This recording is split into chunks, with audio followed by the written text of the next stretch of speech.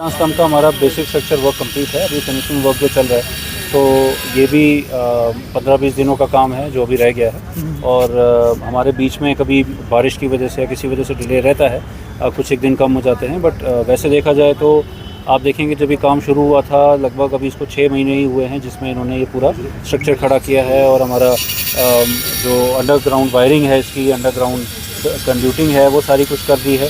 हमारे यहाँ से एक वायर भी पास होती थी, उसको भी सारे को अंडरग्राउंड किया है। तो वो सारी जो बेसिक चीज़ें थी, जो बेसिक मुश्किल काम था वो हो चुका है।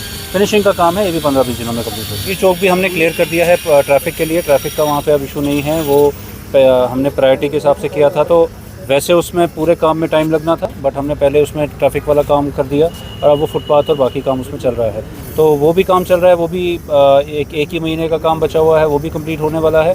और शहर ख़ास पे ख़ास तौर पे इस सीज़न में अब हमारे पास टूरिस्ट इनफ्लो भी है और ट्रैफिक भी चलता है, तो हमें सिर्फ रात में काम करने का ज़्यादा मौका मिलता है, तो उस रात के हिसाब से कर रहे हैं।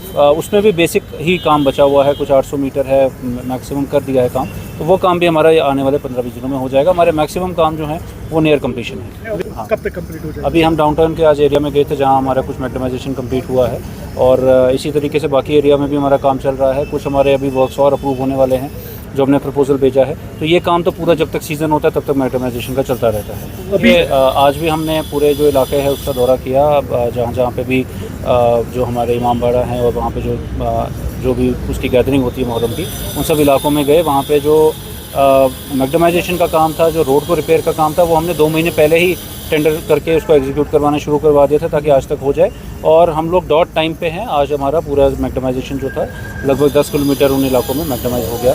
और बाकी वहाँ पे सैनिटेशन, वाटर सप्लाई, टैंकर्स की वहाँ पे कुछ जगहों पे ज़रूरत रहती है, ख़ासतौर पे जिन दिनों मजलिस होती है, तो वो वहाँ पे पूरा उसका इंतज़ाम किया गया है। और साथ ही साथ में जो हमें कुछ एक इशूज़ आए कि ड्रेन्स को कवर करना है, तो वो भी हम इस बार करवा देंगे। तो हमारी तरफ से जो काम थे वो मुकम्मल किए गए हैं और अब रूटीन मॉनिटरिंग का काम है और टैंकर और वाटर सप्लाई का काम है, वो हम लोग साथ साथ में कर रहे हैं। देखिए, हमारे प्रोजेक्ट्स के बारे में आपको जानकारी मिलती रहती है। हम लोग जो हमारे इंफ्रास्ट्रक्चर प्रोजेक्ट्स हैं, पहले तो हमारा फोकस है कि हम ये स्मार्ट सिटी के प्रोजेक्ट्स को कंप्लीट कर लें। और हमारा एक मेजर जो प्रोजेक्ट है जिसके ऊपर हम लोगों का फोकस है वो है अछन, जो हमारी साइट है।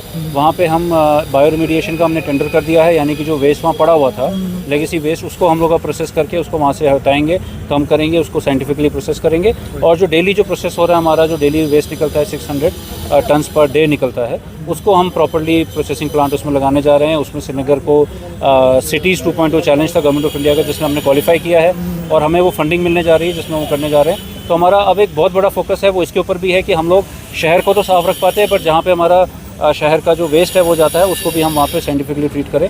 That is a important project. और उसके अलावा भी प्रोजेक्ट्स आते रहेंगे, आपको अपडेट मिलता है। बहुत शुक्रिया सर। तो